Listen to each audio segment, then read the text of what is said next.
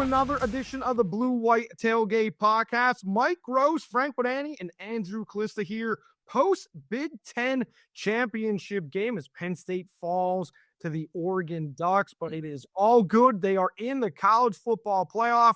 Gentlemen, you guys were both in Indianapolis, or as Gus Johnson would say, Nap Town. We didn't get to hear Gus on the broadcast, unfortunately, for all the viewers at home. Your impressions of the Nittany Lions against the Oregon Ducks?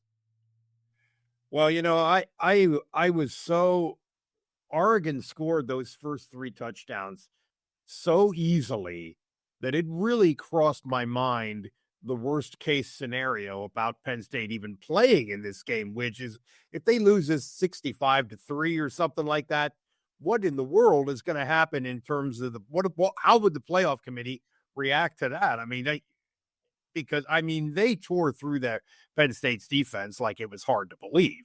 And even as good as impressive as Oregon is offensively, which I think they're tremendous. Anyway, from that point where a really bad scenario was on the table to where it ended up playing out, where Penn State really put up an excellent fight and ended up in a great position, I think we would all agree, in terms of the 12-team playoff bracket. It was a big turnaround, and I can't believe how well they ran the ball in particular. We've talked about that all year, how well they ran the ball better against Oregon than they did against Kent State, and it wasn't even close. And I also couldn't believe how bad their defense played for much of that game. So those would be my three big takeaways, the bracket and then those two things. Well, you never say that they're out of a game after you watched in person the 2016 Big Ten championship game. Yeah. You've got to give Penn State a half, right? And what, this year they've trailed at halftime in half their games. So, I wasn't going to say it. The only thing to me was how fast the action got going. And to me, and I'm going to say on both sides offensively. So even though Penn State was down, if you're a Penn State fan, I think you had to be buoyed by their offense, how it was working. Defensively, they haven't played a team like Oregon. Oregon's got such elite skill on offense and speed, unlike anything Penn State and probably the rest of the country. I mean, is there another team that's even remotely close to that? And Tez Johnson in particular is back. He missed games for Oregon, although he didn't miss Saturday night. And good Lord, Penn State, if by chance they would ever play them again, of course, that'd be the national championship game. They certainly would need some type of a different plan in place here to get to the quarterback, because they were moments away from sacking Gabriel a half a dozen times, but couldn't get him. And so to me, that would be the big takeaway from Penn State, is that defensively it would have looked a lot different if they could have just found a way to get to the quarterback a second sooner. And so that would be the big things for me. Yeah, I was really impressed with Penn State's offense. The way they were able to run the ball with both guys. Drew Aller, we've talked about his growth all season long. How could you not be impressed with what he did? I mean, I know he had the interception that basically got returned for an INT. He went for the tie ball game and took a shot late in the game. But in between, I mean, he had command of the field and was seeing everything that was doing. And we've talked about wide receivers stepping up. Hello, Harrison Wallace. I mean, the catch in the end zone, he had a couple catches throughout that game that were just really, really impressive to me. So I think if you're a Penn State fan, you go into this, forget about the draw that you got, and we'll get more into that later. We won't bring up Joel Klatt in that meltdown. Maybe I just did, about the draw that Penn State got. But I think if you were playing anybody, you would actually go in, if you're a Penn State fan, on a positive note from what you saw after this game. Well, it sounds like you were a little more impressed with Aller in the passing game than I was. I mean, he was basically completed 50% of his throws for 6 yards per try, which is not great. And the interceptions were not great. He did have some great moments. And that last throw in the end zone to Harrison Wallace with a guy hanging on him was one of those moments. I mean, he had some great and running the ball. I mean, I'm not down on Aller. I still think they have to be better in that area to beat anybody really good. Now, I guess we could argue whether SMU is really good, falls into the really good category. Yeah, offensively, especially the running game and the O-line, given that the O-line is a little beat up and we're not going with the day one starters in that group, that was, I think in general, I think if you're an average person who just follows college football and doesn't follow Penn State, you came away from this game fairly impressed with Penn State. Mike, you hit it. It was moments for me and just things that I've seen him not do in the past. Yeah. And then there was one moment that I just thought was actually his worst moment, and it wasn't the interception. It was the missed throw to Tyler Warren, where he was lined up as basically the tackle eligible. That's one throw that if I actually had to have Drew Aller take back and say, this is a throw you constantly make, it was that throw. And that second interception, it's so funny because one of the things I've remarked about, and I've talked about to the other guys in the press boxes, is I haven't seen all year, I haven't seen Andy Kotelnicki take a shot down the field on second and short, which is one of the things that if I was an offensive coordinator, I would do almost automatically. If it's 2nd and 1 or 2nd and 2, I'm taking a shot down the field. Well, that was 2nd and 1. He took a shot down the field and, it didn't work. It did not work out, to say the least. I'll give you one take on Drew Aller. I think everything you said I agree with, but I think Saturday night showed to me why that guy should come back next year as a quarterback for Penn State, because he's building. There's great moments, but there's things that he can still, with his potential level, get better at here in college. And to me, that's what I saw Saturday night. I saw a guy with great moments who can still make some better decisions, maybe even more accurate throws when it really counts. I mean, there's more there to get. And I think, to me, it's never more clear than he should come back next season. Now, if he gets just a little bit cleaned up on a few of those issues, Penn State can definitely go to the semifinals, which is staying alive, right, in this playoff. And then, to me, it'd be a toss-up in that game. So there's more to get right now, but I think there's much more to gain for him from another year. Excellent. No, I just wanted to say that's excellent points. What, Frank, you just said about him needing to clean things up and why he should come back. Go ahead, Mike. Well, I was just going to say, I don't have any idea whether he's coming back or not, but looking at the whole picture, the NIL thing, everything, if I had to bet, I would bet that he's coming back next year for a lot of reasons, some of which Frank just pointed out. Wanted to address something early on. Oregon won this game. They won the game. It didn't matter what the stripes were. I bet I know where we're going here. Here we go. Okay? Didn't matter. You guys have said to me early on, all through the season, even when Penn State was getting the calls, and I'm like, that should have been offensive pass interference in the West Virginia game. And you guys were on me. Oh, an official's defender. I'm sure you guys saw this tweet, but I sent this during the game. And this is just me thinking. After this was called incomplete, you have to wonder if money's influenced this game.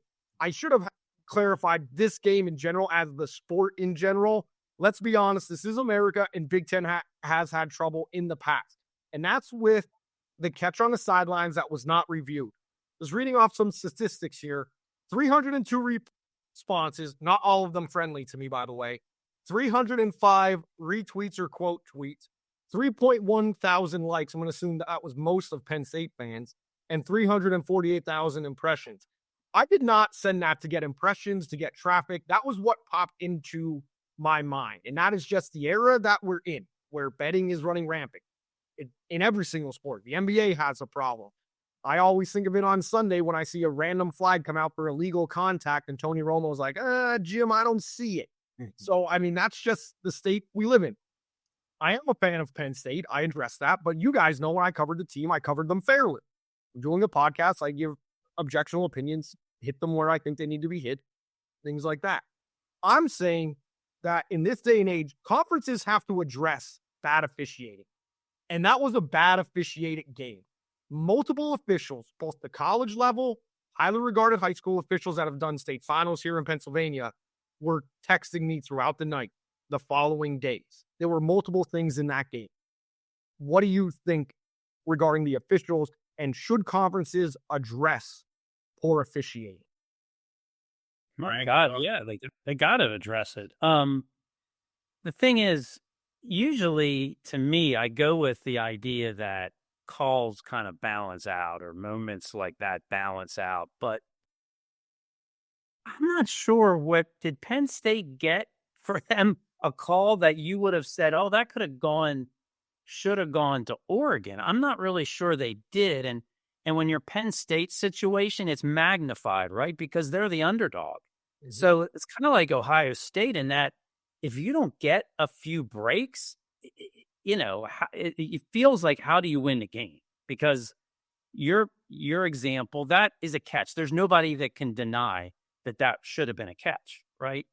There's also a bunch of other calls that it just hit me. And I'm not watching every single moment because we're writing in the second half of these games a lot of times, right?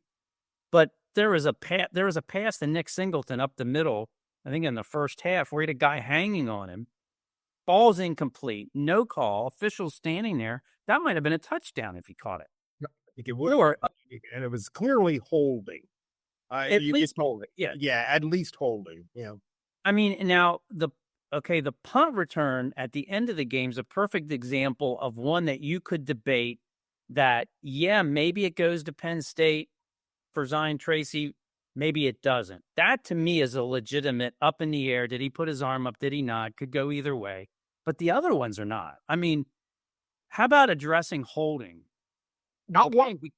Because if you don't have one holding penalty, I'm not sure what that game is really about, because you're basically saying to Oregon, you can tackle Penn State's best defensive player on almost every down. You're not going to get every holding, right? But you have to have one, right? Or if you don't, then it changes the whole game. I mean, you can't. How do you argue against that? That game was not changed because Oregon could tackle Abdul Carter. It's just plain. So to me, that's something specifically that needs to be addressed. A couple of things. One, the incomplete pass that inspired your tweet, Andrew. That was very weird, because the referee, Penn State was trying to play fast, okay, and they did not want to burn a timeout. But there's a system in place to address that, which is the replay booth hits a button and hold it. We're going to review the play. And why that system didn't work in that specific instance, I don't know, because that was pretty obvious. And it all happened so fast because Penn State just ran to the line of scrimmage and ran it. I sort of almost missed it. It was, but when you saw replays of that, and I saw just some people tweeted or whatever on social media, replays of it, and it was so obviously a catch that it was goofy. I'm not sure if there's something that can be done about that or not. And then the other thing is, with the holding on Abdul Carter, it seems like a lot of games this year, in the first half, Penn State said, well, for whatever reason, they're doing a good job of nullifying Abdul Carter, and then they start moving him around. Then they start kind of moving into linebacker. They move him inside. And I thought they did that in the second half, and he played better. He had much more impact. Why does it take a half to make that adjustment? Even if the reason is that he's getting held.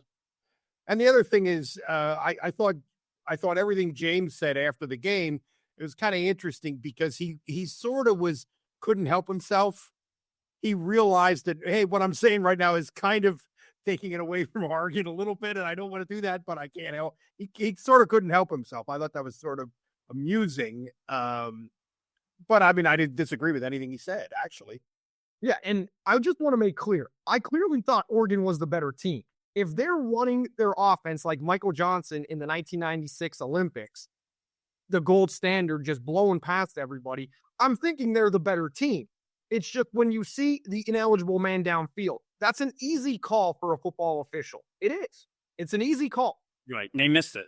And they missed it. It led to a touchdown. The incompletion, when that's not reviewed, that's what breeds conspiracy theories. That's what breeds, let's take the SEC, for example. When you have a coach push a player on the sidelines this year, and I think it was this year. I think it was early this year. And there's no fine given out to that. 25,000, 50,000 is dropping the bucket for what the coaches make these days. And then another coach in the same conference criticizes the officials and he gets fined. That's basically like the conference headquarters saying criticizing officials is above reproach. But if another coach pushes a player on the sidelines, we'll accept that apology. And that's what leads into the conferences have certain favorites or influences and breeds online conspiracies.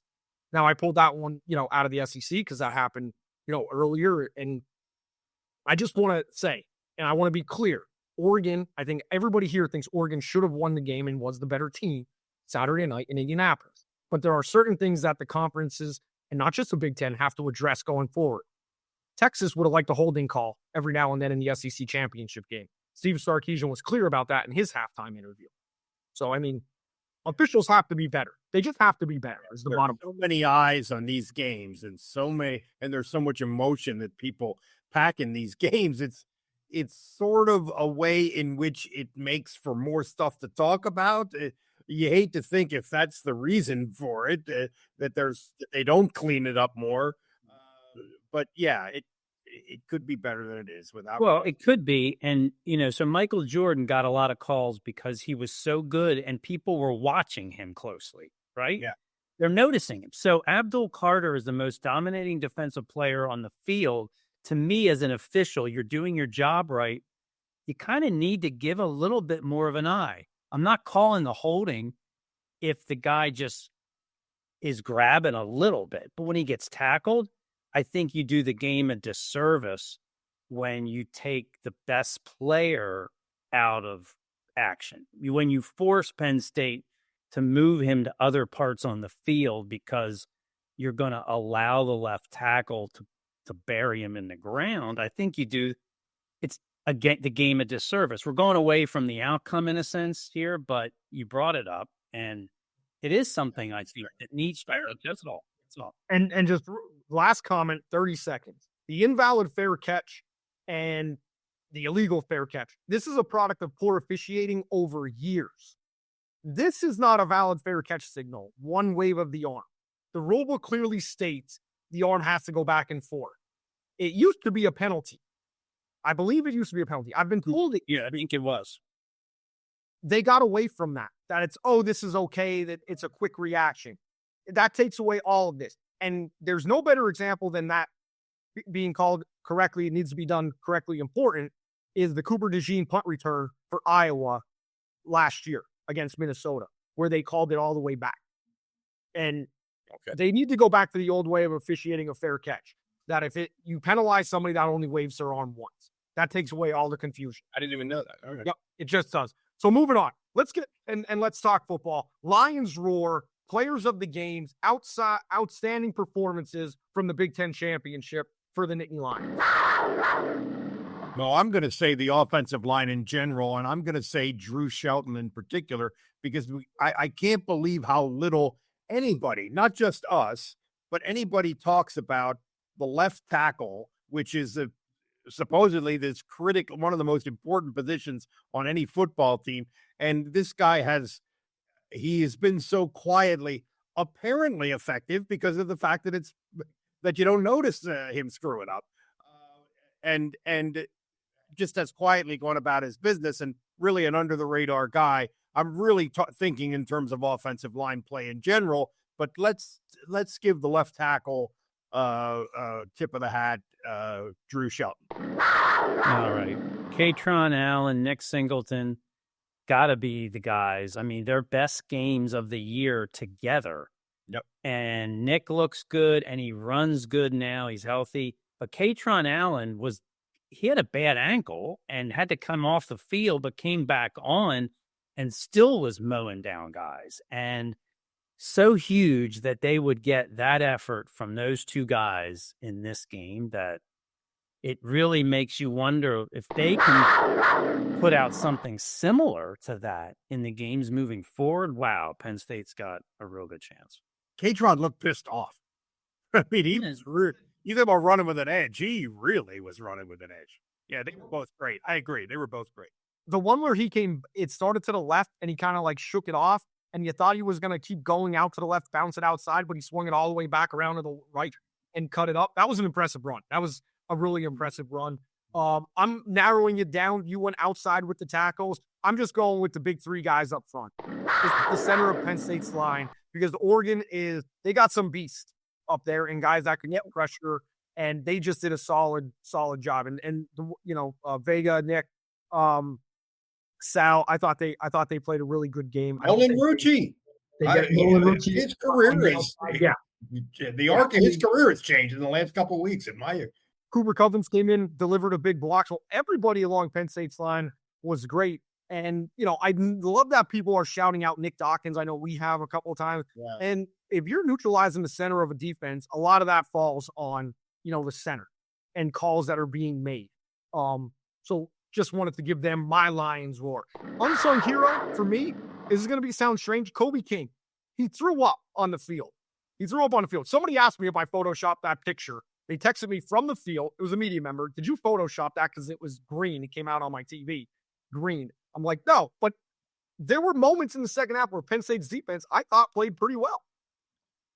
And at times came up with big stops. Yeah, moments. And moments. When you had to have a 3-and-out very late to give their team any chance at all, they delivered it. And so that was good. They had moments, but overall, that was not a good performance by Penn State. Definitely not the first half. First half, I'm giving an F. Second half, based on what we saw in the first half, I'll bump that up to a B+. In the second half, average that out to maybe a C-. That's my view. I do a report card in the paper. I gave the defense a D. So I gave the offense an A- and the defense a D. I've graded that one a little bit on a curve of look who they're playing. Okay. Yeah, that's true. So they've not played a team like that, an offense like that. And that's not an excuse to play poorly. But I mean, I go back to Tez Johnson. Who is, when he's healthy, who's going to stop? Who's going to control that guy? And I think, they didn't do a great job, but I thought that they help keep their team in the game within striking distance. And on a night like that, when the opposing quarterback is so good, I'm not going to fail them. They do have to, they do need a little bit. And this, to me, is not just this game, but one is creating turnovers.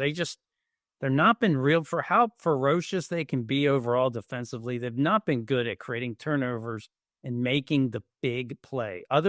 Zion Tracy had one at the beginning of Ohio State, but other than that, not really. And they didn't have one turnover in this game. One ball got on the ground and it didn't go to them. So to me, that's where they have to improve on going forward. They do that, they're another reason they could be in good shape going forward. If you were a college football fan just watching that game, watching Gabriel to Johnson was really fun and really entertaining. And I'm thinking, I haven't seen Oregon play a lot. I saw Wisconsin 3/4 of the game. I saw 2/4 of the Ohio State game after getting back to the hotel out at USC. And they were just fun to watch. It was fun to watch the chemistry and just him catch the ball. And anytime he got the ball with any type of speed, you were thinking he was taking it to the house. Guy. Yeah. If he's injured, they don't win the game. If Tez Johnson can't play that Saturday night, they do not win. That's simple as that. You have a Heisman vote in Marvin Harrison Jr. And I'm thinking this guy's right in the same class. I'm like, this guy might be in New York based off this game. A couple of things. One, Penn State plays press man all the time, so they're susceptible to quick slants. It seemed like Oregon had the middle of the field deeper down the field than a normal 4 to 6 yard quick slant, and yards after the catch. Oh my God, especially by Tez Johnson. When I looked at the final numbers, I saw Gabriel had 283 yards passing. I thought, it seemed like they had 283 yards after the catch. I mean, I can't believe he didn't have 400 the way that game looked and felt. Johnson is great. Gabriel is great. I don't know how good a pro he's going to be at his size, but what a terrific college player. We talked about his ability to extend the play and throw in the run.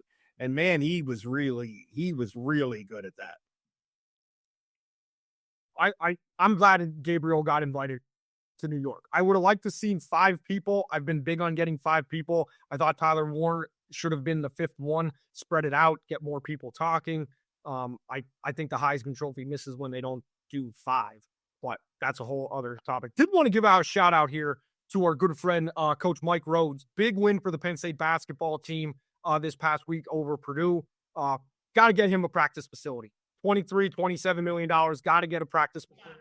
I'm going to start beating that drum. If you're going to spend $700 on the football stadium, $27 million for a quality practice facility for Penn State basketball. I realize they lost to Rutgers. As a Syracuse alum, there are very good teams that go into the rack and don't come out alive.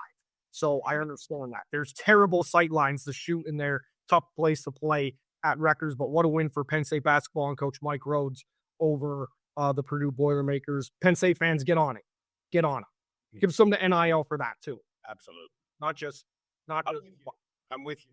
Looking at the play, I mean, Rhodesy a long time, covered him at Lebanon Valley. I do, yeah. He's one of my all-time favorites. One of my favorite people that I've ever covered and dealt with in this bit. We're going to get Frank on the Cole Region Mike Rhodes bandwagon by the end of this basketball. It's the groundswell. He's not feeling it. We're going to be all over it. All right. College football playoff. Your instant reaction.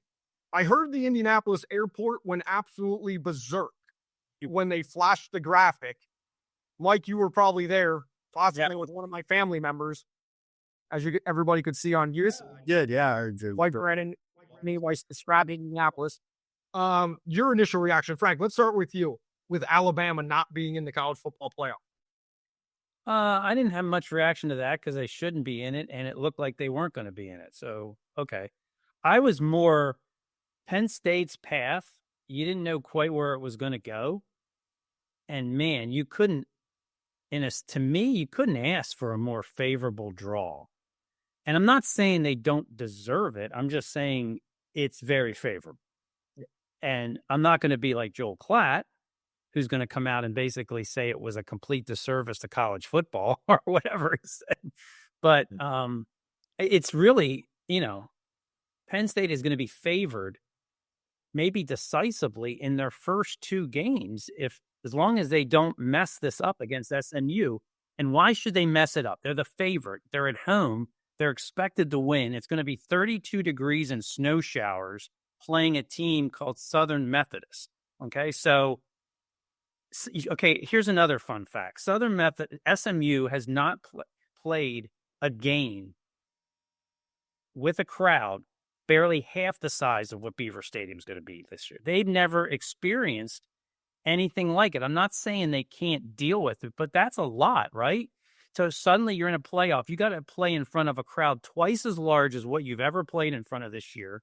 It's going to be really cold. The crowd is going to probably get more energized as the game goes on. Now, I don't know if they're going to do what James Franklin says, which he pulled a bad song lyric from like a 1985 rock band when he said, I want to see Beaver Stadium rocking like it's never rocked before.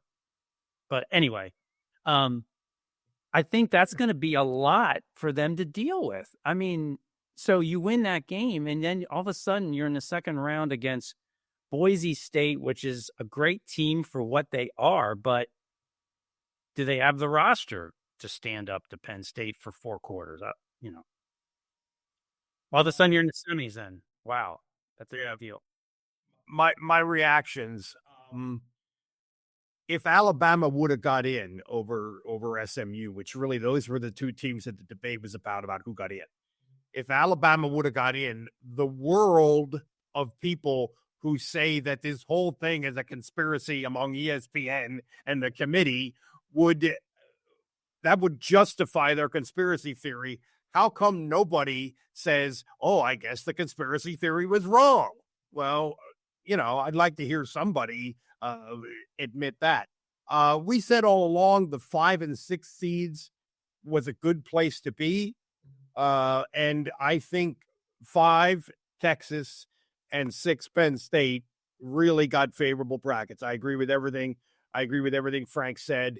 I think SMU has one of the most interesting program histories in college football, which of course has included the so-called death penalty, which I guess was a misnomer because they're still alive, but and also includes them joining the ACC and saying, we don't need your money. We don't even care about the money. We got plenty of money.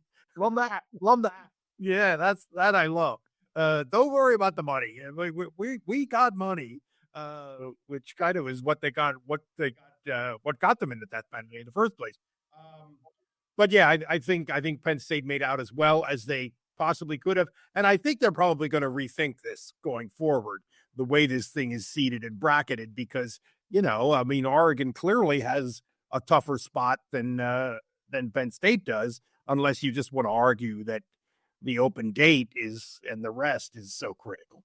Well, let me say one quick thing. That open date is important, right? But still, look at this.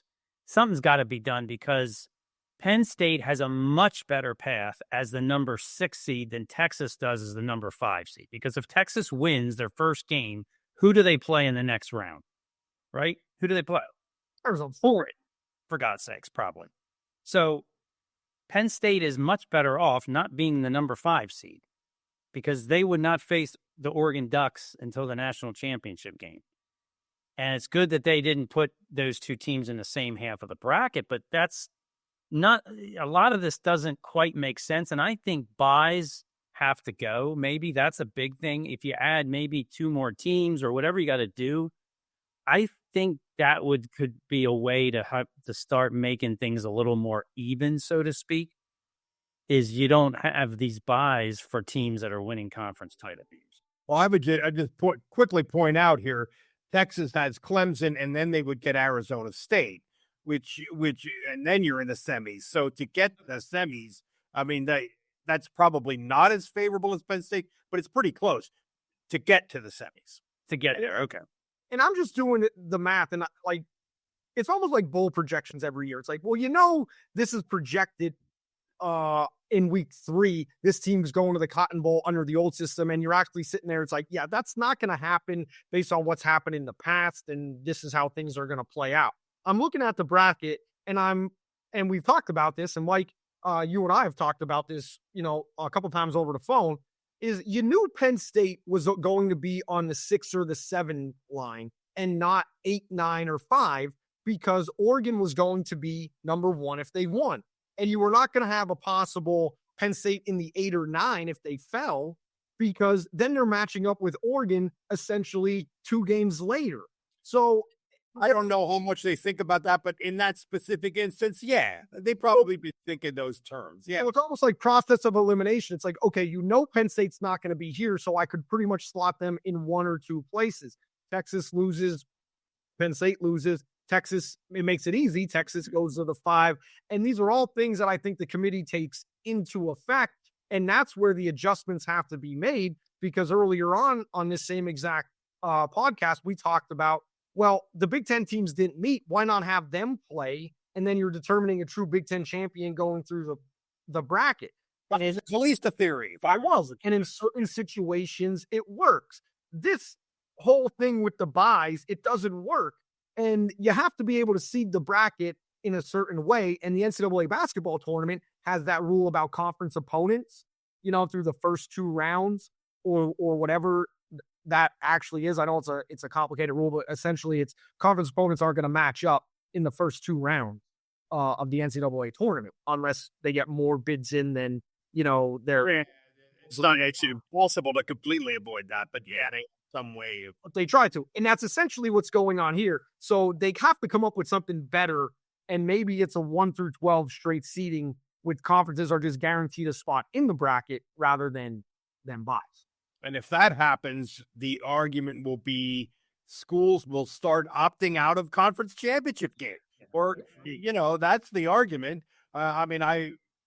You're right about that. So I don't think they're going to take away the conference championship games because there's too much money involved in those, right? I mean, but are they going to take away the value of them? Well, that's what I mean. So if you don't take them away, how do you take away the value? That's because then why have them? So this is why I'm sorry, Frank. This is one reason, not the only reason, why I would have preferred an 8-team playoff.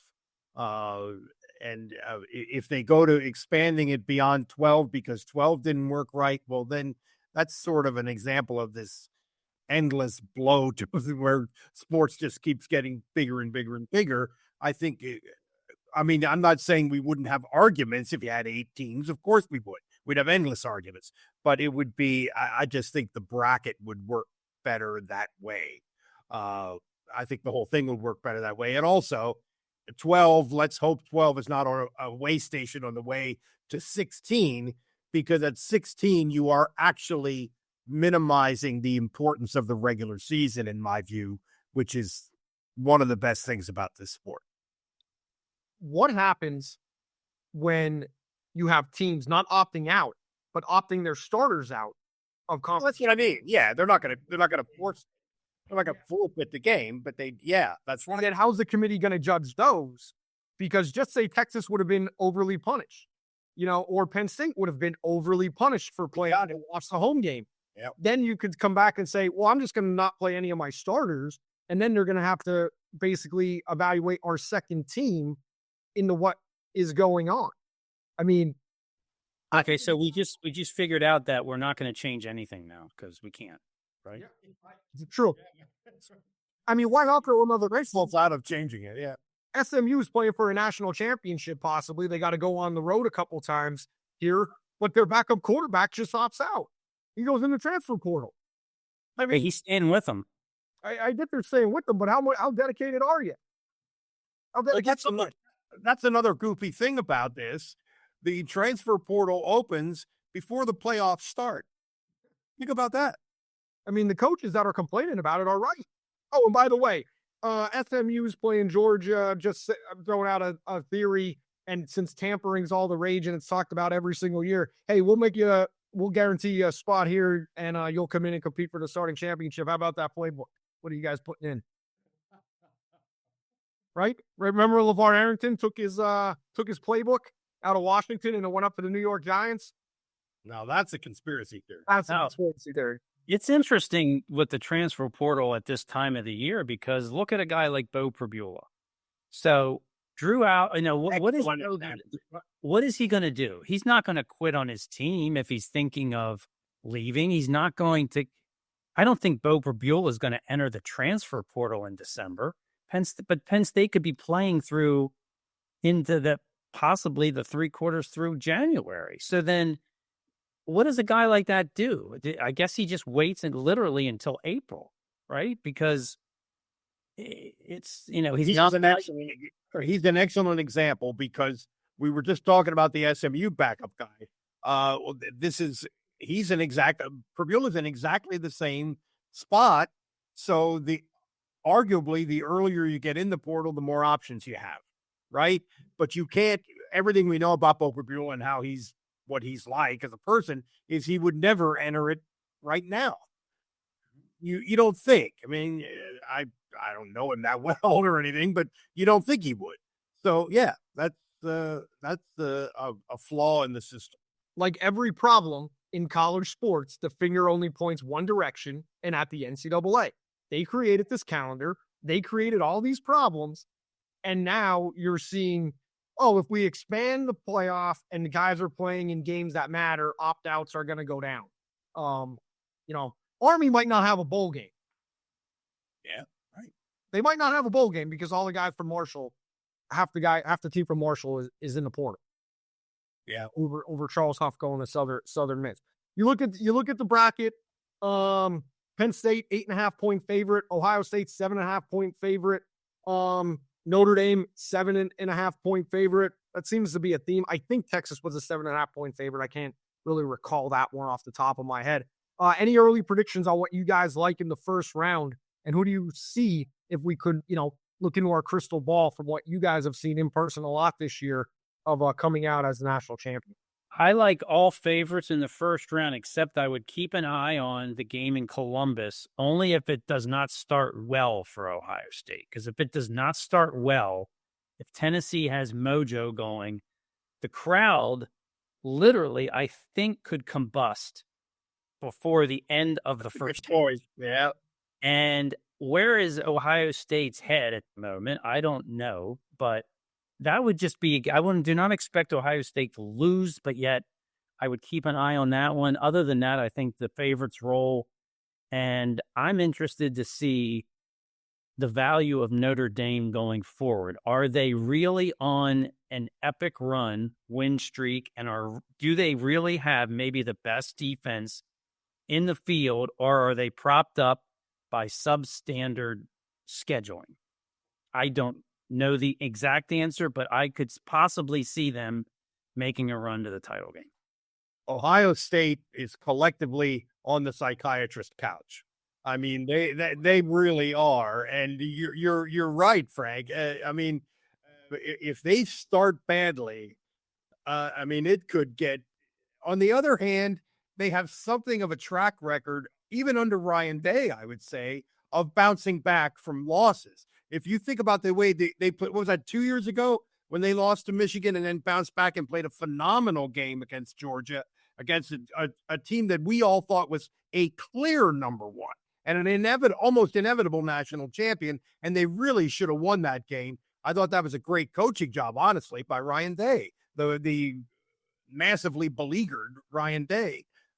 So yeah, they are the wild card in this because of the mental and emotional state of, I guess, everybody in the state of Ohio right now. The internet's undefeated, and the memes the last week and a half have just been amazing. Whether it's Kevin from Home Alone walking out going, "I'm not afraid anymore," with the Ohio State logo on his chest, to the guy who shovels the sidewalk with the Tennessee logo popping up and him going in the house screaming, to the water boy scene with Ryan Day being afraid of Rashawn Moore, and it's Bobby Boucher going, "Why are you afraid of Coach Red Bull? You?" And it morphs Sharon Moore into James Franklin, and then Ryan Day's laughing and everything. I mean, the internet's pretty much undefeated.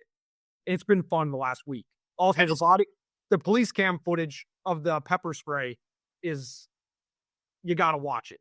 It's worth the wait. Thank you to the Columbus news stations for the freedom of information to obtain that footage. Guys, that's all I got. I mean, don't worry. I think you say Tennessee, Ohio State. I think that's the best matchup in the first round. And it's the matchup that contains the most insanity because it's two absolute lunatic fan bases. And that is a potentially a volatile mix. Lunatic in a good way. I love Big Nut. Big Nut is one of my favorite college football characters. I love talking to him. I always make sure I give him a high five when I see him. He is one of the great guys in college football. And, Ohio State, that was an epic game. A lot of controversy with the officiating in that game. Offensive pass. You're talking about that Georgia game, yeah. Well, not the Georgia game. The Ohio State-Oregon game from earlier in the season, there was some big souls. Okay, yeah. Well, with Jeremiah Smith with an OPI got called, and then there was an interception on an opening drive that apparently was overturned. So, I mean, there's a lot of intrigue there in Oregon, possibly Ohio State in the second round. But it's an exciting time. We're talking about college football. That's what the power brokers want. There's more people that are invested in the postseason. That's what the power brokers wanted. The Battle of Indiana. Let's just hope it doesn't turn into the Battle of Gettysburg out there in South Bend. So, but you never know. That would be, you never know. We're going to break it down. We got a great guest lined up next week to break down SMU and the Mustangs coming up. If Craig James might come with a bottle of Geritol. If anybody remembers his comment from the ABC Worldwide Sports Days on a Saturday when he said about Coach Paterno running across the field. So maybe I my opinion. And Craig James is one of those death penalty guys too. I mean, it's a rich history with SMU. Yeah. Frank, you got a smirk on when I said Craig James. What do you want to say? I'm thinking, is he our guest next week or what? No, we'll work on it. That's what I thought you were saying when you first wrote his name. We're working on getting a good SMU guest. We're working on it. So let's see what I could pull out of the hat, but I have no confirmation. So that does it for this edition of Blue White Tailgate Podcast. Make sure to reach out to us at bluewhitetailgatepawcast@gmail.com. Make sure to follow all the great content Mike and Frank are producing on a daily basis for their outlets. Follow Mike at Mike Gross LNP on X and Frank Winani at YDR Penn State. Some great content. Frank, I did love your look ahead with all the favorites and predictions from BetMGM that you did this week. So thank you for that. I didn't have to go diving for it. So, all right, gentlemen, we will talk next week. Penn State versus SMU. Lions and Mustangs, Beaver Stadium, coming at you Saturday at noon, and Fox had nothing to do with it. That does it. See you next week.